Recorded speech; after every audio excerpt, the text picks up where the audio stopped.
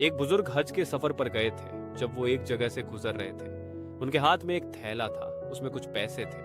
अचानक एक चोर उनके हाथ से थैला छीन कर भाग गया। जब चोर काफी दूर निकल गया, तब अचानक उसकी आंखों की रोशनी खत्म हो गई। आंखों की रोशनी जाते देख उस चोर ने रोना शुरू कर दिया। जब लोगों ने चोर से पूछा, भाई क्या हुआ, तो वो कहने लगा, मैंने एक आदमी का थैला छीना है। वह कोई बड़ा अल्लाह का करीबी बंदा लगता है। मेरी आंखों की रोशनी चली गई।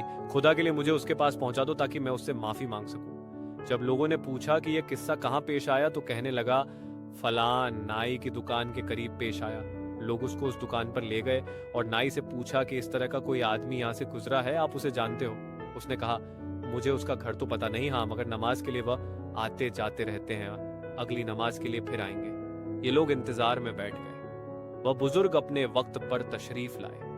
लोग उस चोर को उनके पास ले गए तो उस चोर ने जाकर उनके हाथ पांव पकड़ लिए कि मुझसे गलती हो गई, गुनाह हो गया, नादिम हूँ, शर्मिंदा हूँ, मेरी आंखों की रोशनी छिन गई, आप अपने पैसे वापस ले लीजिए और मुझे माफ कर दीजिए ताकि अल्लाह ताला मेरी आंखें ठीक कर दे। वह बुजुर्ग कहने लगे कि मैंने तो तुझे पहले ही माफ कर दिया है। यह सुनकर चोर बड़ा हैरान हुआ, कहने लगा, हजरत मैं तो आपका थैला छीन कर भागा और आप कहते हैं कि माफी मांगने से पहले ही माफ फरमा दिया।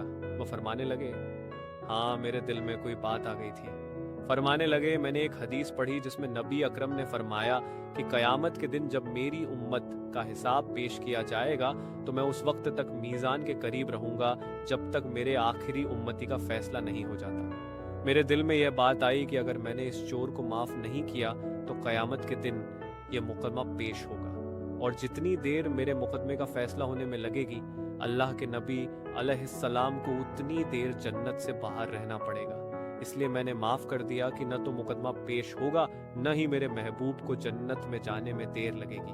वह जल्द जन्नत में तशरीफ ले जाएंगे। अगर आप लोगों को हमारी ये स्टोरी पसंद आई हो और अगर आपको इस वीडियो से कुछ इल्म हासिल हुआ हो तो नीचे दिए गए सब्सक्राइब और लाइक बटन को दबा के बराए मेहरबानी इस वीडियो को शेयर जरूर कर दें। शुक्रिया कर